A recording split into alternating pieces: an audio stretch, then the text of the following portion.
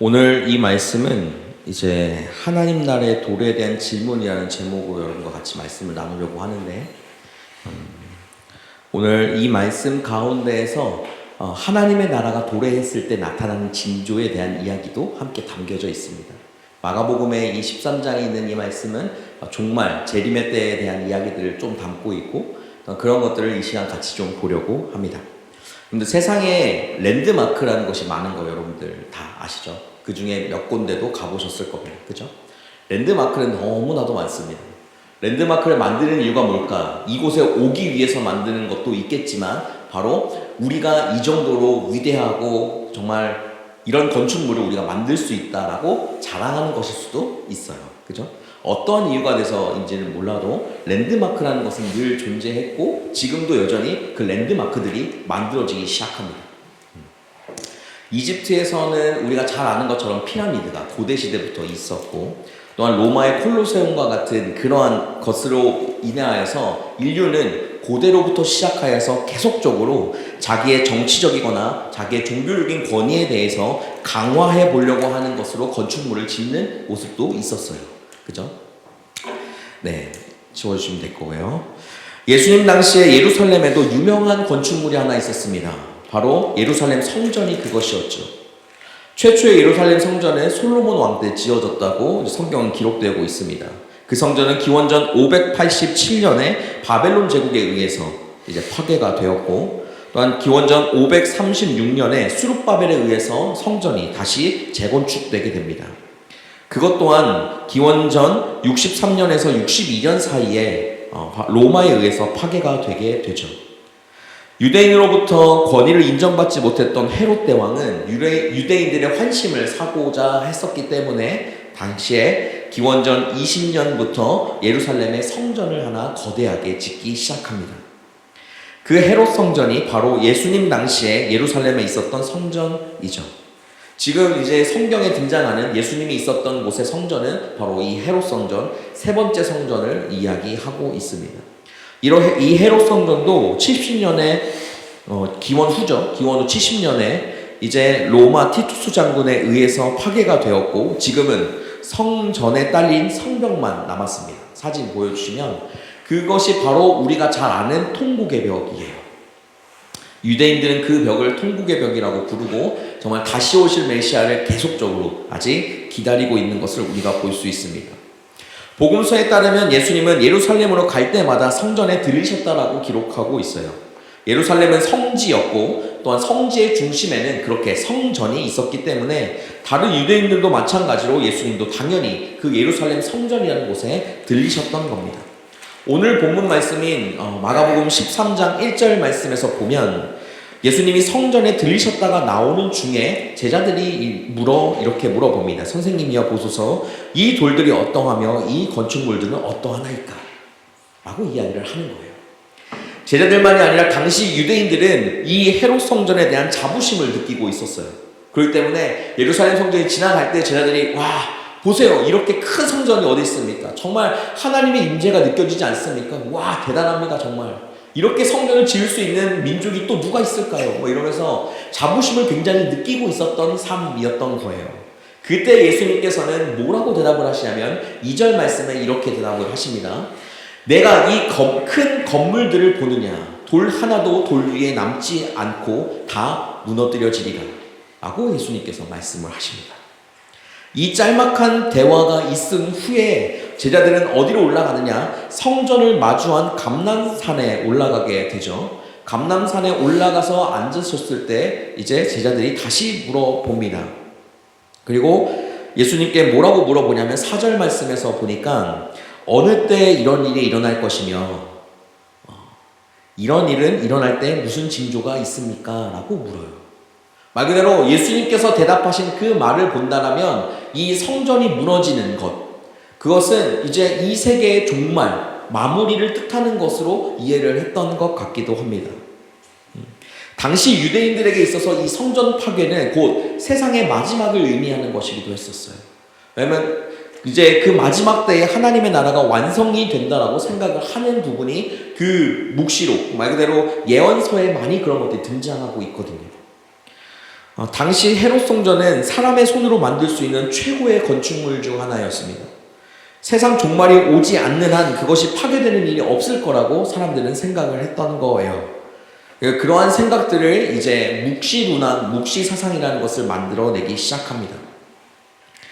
하나님의 신앙이 흔들릴 정도로 그 묵시 문화 안에서 다른 세대가 도래해 오는 것에 대한 기대, 상상, 그런 것들을 가지고 있었던 것이 바로 묵시입니다. 시대를 기다린다는 의미를 가지고 있는 것인데, 솔로몬 성전이 파괴되었었고 사람들도 그때 많이 죽었어요. 그 왕족과 귀족은 다 바벨론의 포로로 잡혀가는 그 첫 번째 성전이 무너지는 그때에 어떠한 생각들이 있었냐면 바로 당시에 가지고 있었던 하나님 중심으로 하나님이 최고야, 하나님의 백성들은 절대 무너지지 않는다라는 그 세계관이, 그리고 그 가치관들이 철저하게 파괴되고 무너지기 시작했습니다. 하나님을 믿는 신앙까지 흔들리게 된 거예요. 그 당시에는 어떻게 생각을 했었냐? 바로 모든 나라에는 신이 존재했었기 때문에 이 나라가 이 나라를 점령한다라고 했다면 이 나라에 있는 신이 졌다라고 표현을 하기 때문입니다. 이 신에게. 그래서 바벨론에게 파괴되는 그 당시의 상황들을 볼 때에 하나님의 능력보다 바벨론의 그 신의 능력이 더 강하구나 라는 생각을 하게 되는 거예요. 그들은 사실 그런 것들을 받아들일 수조차 없었음에도 불구하고 그러한 생각들이 그 안에 가득 차기 시작했다라는 겁니다. 세상을 창조하신 전능하신 그 하나님께서 다스리시는 그 세상에 하나님의 백성들이, 그 의로운 사람들이, 그리고 죄가 없는 사람들이 왜 그 고난 가운데서, 재난 가운데서 당하고 죽어야만 하는지, 그것에 대해서 진지하게 다시 한번 묻고 나아가는 시간들이 그 당시에 있었던 거예요. 그러면서 그들에게 있었던 사상 중에 어떤 것들이 있게 되느냐, 두 가지를 보면 알 수 있는데, 첫 번째는 인간이 죽은 다음에 세상이 있구나, 그 세상이 기다리고 있구나라는 생각을 그때 하기 시작했습니다. 그 전까지는 저 세상에 대한 생각 없이 이 세상에 사는 동안 행복하게 살아야지 라는 생각만 하고 살았는데, 이 세상에서의 고난과 힘듦, 아픔이 오니까 그래, 하나님께서 내가 죽은 사후의 세계에 하나님이 날 위한 하나님의 그 나라를 만들어 주시겠구나 라는 기대와 그러한 생각을 가지고 보상을 받아야 된다는 생각을 가졌던 거예요. 왜냐하면 몇몇 사람들이 하나님 앞에 억울하게 죽임을 당했다라고 생각을 했었기 때문인 것이죠. 두 번째는 악이 지배하는 그 이 세상이 결국 모든 것을 파괴할 것이다라는 것을 보았습니다. 그러니까 악에 대해서 선하신 하나님이 물리쳐 주신다는 생각보다 악이 이 땅에 창궐하는 그 순간 악으로 인하여서 이 세상의 모든 것들은 다 없어지겠구나 라는 생각을 가지며 살아오게 되었다는 거예요. 그 다음에 하나님께서 만드시는 새로운 세상, 새로운 나라가 올 것이다라는 것을 기대했던, 그것이 바로 묵시사상의 주요한 내용이었습니다. 유대인들의 이런 묵시사상은 지금 21세기의 현대를 살아가는 우리들에게도 동일하게 작용하고 적용시킬 수 있을 것 같아요. 지금도 이 세상에 수많은 전쟁들이 일어나죠. 좀 계속적으로 전쟁들이 일어나고 사람들이 죽어나갑니다. 지금 우리는 이 땅에 살고 있기 때문에 잘 모르겠지만 지금도 여전히 이스라엘에는 전쟁이 끊임없이 일어나고, 또한 우크라이나와 러시아의 전쟁 가운데서는 많은 사람들이 죽어가고 포탄들이 떨어지고 있는 상황을 본다라면 하나님께서는 그 상황 가운데 뭘 하시고 계시는 걸까? 라는 마음과 생각을 우리 마음 가운데 지울 수가 없게 되는 것이죠. 그리고 나서 이제 우리가 전혀 생각해보지 않은 것들을 제가 하나 더 이야기를 해볼게요. 지구와 우주와의 관계에 대한 그런 것들. 근데 해성이라고 여러분들 아시죠? 이 해성이, 이 지름이 1km 되는 해성과 또한 지구가 충돌하게 되면 지구에 있는 모든 생명체는 멸종 위기에 처한다고 이야기를 합니다. 그래서 이러한 일들이 일어날 것이기 때문에 많은 물리학자들, 그리고 그와 관련된 사람들은 지구를 대체할 만한 행성을 찾기 시작하는 거였어요. 지구가 언제 멸망할지 모른다라는 생각을 가지고 있기 때문인 것이죠. 그러한 상황에서 살아가고 있는 이제 우리의 인생 가운데 우리의 미래는 하나님으로 과연 보장이 되는 삶을 살아갈 수 있을까? 지금의 이 악한 세상을 펼쳐보다 보면 내가 지금 처해 있는 이 삶도 하나님이 보호해 주시고 함께 하시는 것을 느끼는 사람도 있을 뿐만 아니라 그것에 대해서 비관적으로 보는 사람들도 있게 된다는 게 이제 오늘 이 말씀의 핵심 중심 주제이기도 합니다. 하나님께서는 세상을 창조하셨고 새 하늘과 새 땅이 온다는 그 말씀을 믿고 이 땅 가운데 그 악 가운데서 우리가 이 세상을 어떻게 살아가야 하는가에 대한 성경의 많은 지침들은 주고 있지만 정작 내 삶에 어려움과 고통이 닥쳐온다라고 했을 때에는 하나님이 나를 도와주지 않는다라는 마음이 먼저 들게 되는 것은 우리의 삶이라는 거예요. 그거는 우리가 부정할 수 없는 인간의 마음이기도 합니다. 하나님께서는 우리의 삶을 그렇게 보시고 또한 그 세상 가운데 그 세상이 도래할 것이다 라고 말씀을 하시면서 오늘 예수님은 6절과 8절 말씀에서 이 세상이 어떻게 될 것이라는 이야기들을 정말 확실하게 많이 보여주고 있어요. 6절 말씀에 보면 많은 사람들이 내 이름으로 와서 이르되 내가 그라하여 많은 사람을 미혹하리라. 이건 말 그대로 이제 자칭 예수가 등장한다는 이야기입니다. 적그리스도라고 보통 표현하기도 하죠. 7절 말씀을 보여주시면 난리와 난리의 소문을 들을 때에 두려워하지 말아라. 이런 일이 있어야 하되 아직 끝은 아니라. 끝날이 다가오면 다가올수록 난리와 난리, 이 난리를 전쟁이라고 표현하기도 합니다. 전쟁과 전쟁이 끊임없이 오고 전쟁에 대한 소문들이 계속적으로 들려오는 거예요. 그럴 때에 우리의 마음 가운데 두려움을 가지지 말아라. 왜 그러냐? 바로 그런 일이 있어야지 끝이 오는데 그런데 아직 끝이 아니야. 그래서 8절 말씀에 뭐라고 말씀하시냐? 민족이 민족을, 나라가 나라를 대적하여 일어나겠고 곳곳에 지진이 있으며 기근이 있으리니 이것이 재난의 시작이다 라고 이야기를 하고 있습니다. 예수님은 제자들에게 그 성전에 있는 모습이 또한 이스라엘 백성들과 그 삶에서 자기의 세상, 자기의 세계, 자기가 가진 모든 것을 다 무너졌을 때에 어떠한 일이 일어나는지 또한 어떤 것들을 너희가 기대해야 되는지에 대한 말씀을 우리에게 전하고 있는 거예요. 여러분들, 우리는 사실 이 세상 가운데 평안한 마음으로 살아가는 것이 맞습니다. 여러분 가운데 고난도 있고 재난이 있을 수도 있지만 그것은 그냥 이 또한 지나가리라는 하나님의 말씀을 믿으며 그 시간들을 견뎌내고 보내고 있는 것인데 오늘 이 말씀에 나와 있는 이것은 바로 재림의 때에 종말의 때에 하나님이 등장하시기 전에 마지막 때를 우리는 이야기하고 있는 거예요. 오늘 설교에서 이어지는 본문인 마가복음 13장 9절 13절에서는 이러한 시절에 기독교인들에게는 어떠한 일이 일어날 것인지에 대한 설명이 나오게 됩니다. 유대교 사내들인에 잡혀가고 재판을 받으며 매질을 당하게 된다고 기록되어져 있고 형제나 가족들에게도 배신을 당할 것이라고 이야기를 합니다. 예수를 믿는다는 이유로 미움을 받게 된다고 이야기를 해요. 이게 무슨 말이냐면 예수님을 믿는 사람들을 이제 박해하기 시작합니다. 박해하는 시절이 오게 되다 보면 숨어서 예배를 드리는 모습들이 우리에게 더 많아지는데 더 중요한 건 무엇이냐? 나를 믿고 있는 형제인 다른 사람이 말 그대로 이제 너무 극단적이긴 하지만 저희 아내가 저를 고발하는 거예요. 저 사람 예수 믿는 사람입니다. 그래서 저를 그 사람들에게 팔아버리는 그런 배신과 배반이 일어나는 시절까지 계속적으로 나타나게 된다는 것을 이야기를 하게 되는 거예요. 그런 시절 가운데서 예수님께서 이제 그 말씀에서 뭐라고 말씀하시느냐? 13절 후반절 말씀에 이야기하는 것처럼 이렇게 말씀하십니다. 끝까지 견디는 자는 구원을 받으리라. 하나님께서 우리에게 하신 말씀, 예수님께서 우리에게 하신 말씀은 끝까지 견뎌야 한다 라고 말씀을 하시는 겁니다. 견딜 수 없는 그 상황 가운데서도 끝까지 견디라는 거예요. 그러면 하나님이 그 가운데 채워주시는 그 은혜가 있게 된다는 것을 말하고 있는 거예요. 기근이 오니까, 이제 전쟁이 막 터지니까, 이제 끝날이 곧 오겠구나 라고 했는데 예수님은 그게 끝날이 아니라 끝날의 시작이다 라고 말씀을 하셨잖아요. 그러고 나서 우리에게 하신 말씀은 끝까지 지켜라 라고 이야기를 하고 있는 겁니다. 고생 끝에 낙이 온다라고 하는 그런 단순한 덕담 차원의 말씀을 주신 것은 사실 아닙니다. 여기에서 견디다라고 하는 것은 끝까지 그것에 고수하고 지킨다라는 뜻을 가지고 있는 거예요. 예수의 신앙을 지키며 나아가는 겁니다. 언제까지입니까? 끝까지입니다. 기독교의 신앙은 한순간의 열광적인 경험에 머무는 것이 아니라 바로 이러한 삶이 이어지는 순간순간에서도 끝까지 하나님을 믿고 신뢰하며 버티며 나아가는 것입니다.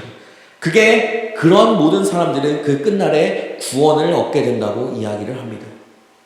요한계시록에 대해서는 이제 재림에 대한 이야기가 많이 나오죠. 대표적으로 재림에 대한 이야기들을 할 때에 요한계시록과 다니엘서를 이야기하기도 합니다. 언제 제가 재림에 대해서 이야기할 기회가 있다면 정말 장황하게 여러분들에게 설명할 수 있을 텐데 아마 그런 때 오면 더 자세하게 말하겠지만 바로 이 말씀이 핵심이기도 합니다. 우리는 끝까지 견딜 수 있어야 합니다. 그때 하나님은 우리를 고르기 시작해요.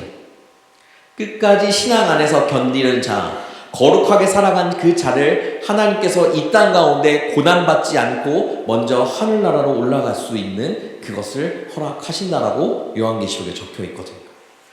그런 것 같이 우리의 삶은 끝까지 견디며 나아가는 신앙이 필요하다는 겁니다. 우리는 예수님께서 십자가에 처형하던 날, 그 전날 밤, 그 예수님께서 그들과 마지막으로 먹었던 식사를 기억해야 합니다.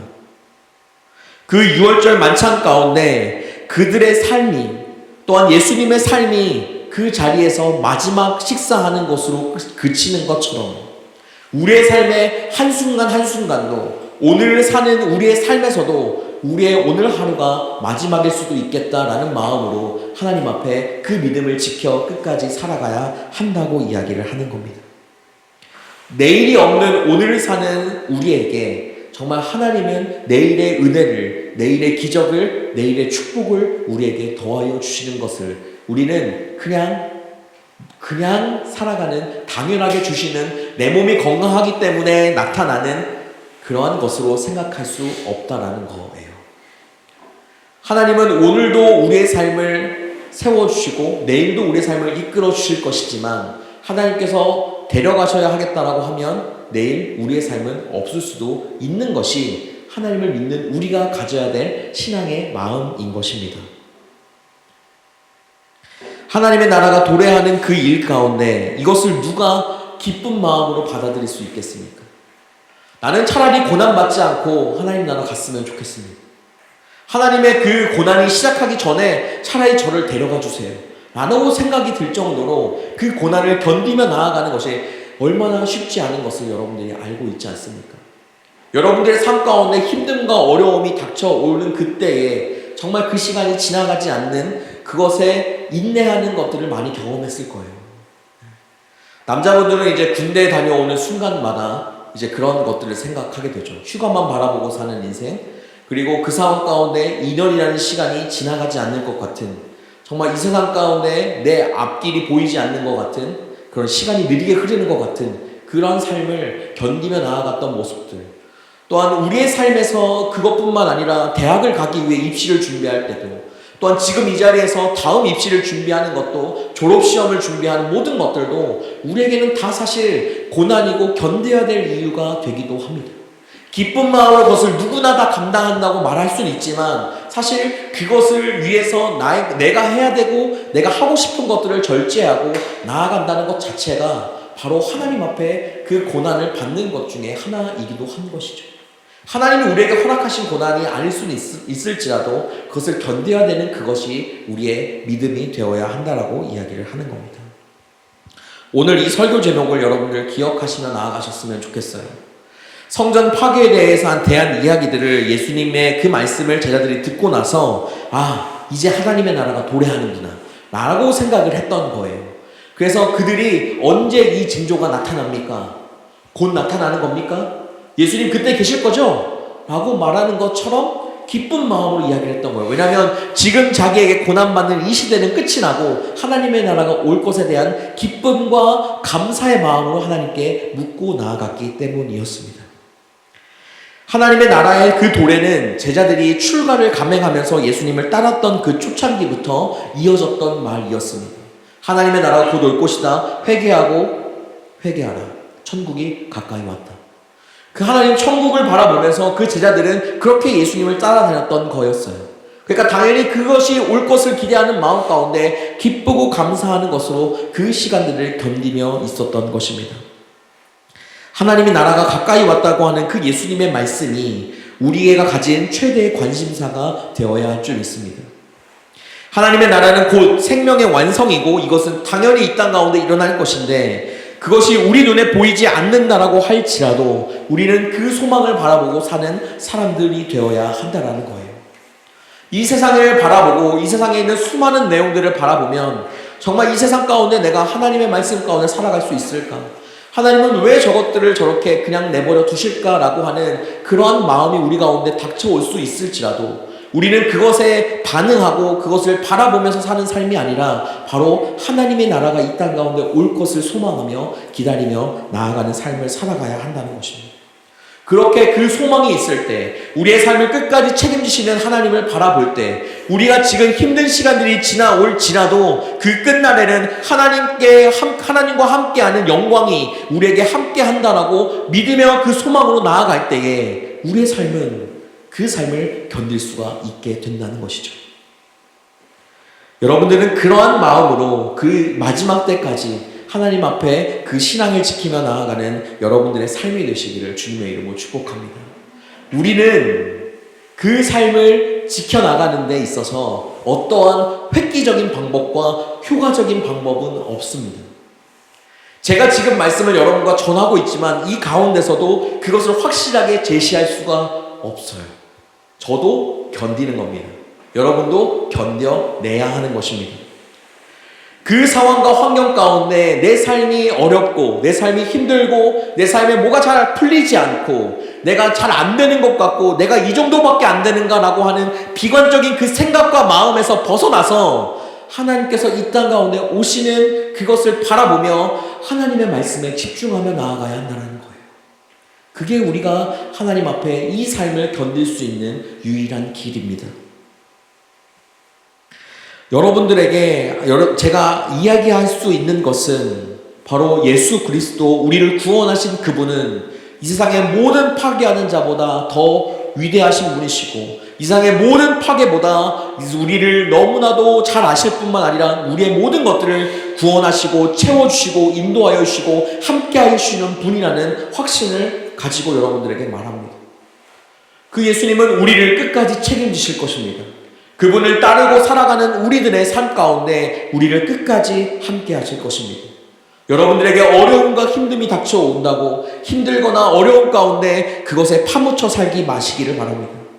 저번 주에 여러분과 같이 말씀을 나누며 우선순위에 대한 이야기들을 나눴었잖아요. 고통과 힘듦이 우리 삶 가운데 닥쳐오는 순간 우리는 그게 우선순위가 되어버립니다. 그 문제를 해결해야 되니까 이곳에서 벗어나고 싶으니까 이것을 견뎌내는 것 자체가 나에게 너무나도 힘드니까 그것을 벗어나든 그것을 무너뜨리든 빨리 해결하든 수많은 방법들을 가지고 나아가는 것이 우리의 마음인데 우리는 우리의 삶을 오늘 선물로 주신 그 주님 앞에 여러분들은 하나님만을 바라보며 나아가는 그 주님을 우선순위로 두는 여러분들의 삶이 되었으면 좋겠습니다. 그렇게 나아가는 삶의 한순간 한순간마다 하나님이 여러분들의 삶에 풀리지 않는 것들을 풀리게 하는 은혜를 경험하게 될 것입니다. 이것은 경험한 자만 알죠. 제가 확신하게 말씀드릴 수 있는 건 하나님은 해결하시는 분이십니다. 하나님은 억눌리고 꼬이고 해결이 되지 않는 것 같은 그 상황에 모든 것들을 해결하시는 분이십니다. 하나님이 직접 하실 때도 있고 하나님이 해결할 수 있는 사람을 붙여주실 때도 있고 하나님이 그럴 수 있는 환경을 만들어 주실 때도 있습니다. 그렇기 때문에 여러분들의 그 삶에 정말 그 하나님이 여러분들의 정말 구원자 되시고 해결하는 분이 되시는 그 은혜를 누리며 나아가는 한 주 그리고 또 한평생의 삶이 되시기를 바랍니다. 견뎌야 합니다, 여러분. 우리는 끝까지 견뎌보아야 합니다. 하나님의 말씀을 듣기 힘들어도 들어보아야 하고 하나님 앞에 기도하는 것이 어려울 때도 기도해야 합니다. 그렇지 않고 우리는 그 하나님 앞에 이 세상을 견디며 살아갈 수 없습니다. 그러한 삶으로 예수님과 함께 예수님을 통해서 예수님 안에서 승리하며 나아가는 여러분들의 삶이 되시기를 주님의 이름으로 축복합니다. 기도하겠습니다. 하나님, 우리의 삶을 이끄시고 함께 하시는 하나님의 그 이름을 찬양합니다. 놀랍게 역사하시고 인도하시는 주님, 하나님 한 분만을 바라보며 이 시간 주님 앞에 나아가오니 채워주시는 그 은혜 아래 온전히 그 삶을 누리며 나아가는 삶을 나아갈 수 있도록 주님 함께하여 주옵소서. 모든 것들이 선하게 인도되어 주시는 하나님의 그 이름을 찬양하오며 하나님 이 시간 우리의 삶을 온전히 주님께 내어 드리오니 드리는 모든 것들마다 하나님 앞에 한 발짝 한 발짝 걸어 나갈 때마다 하나님께서 힘을 주시고 주를 앙모하는 자가 독수리와 같은 힘을 얻으며 주 앞에 날개쳐 올라가듯이 우리의 삶도 그러한 삶이 되게 하여 주옵소서. 힘들고 어려운 그 순간에 하나님께서 주시는 사랑과 위로, 하나님께서 주시는 그 모든 것으로 견뎌내게 하시고 또한 견딤의 그 은혜를 통하여 하나님만을 바라보며 나아가는 삶을 살아가게 도와주옵소서. 함께 하시고 인도하여 주신 하나님의 이름을 찬양하오며 예수 그리스도의 이름으로 기도합니다. 아멘.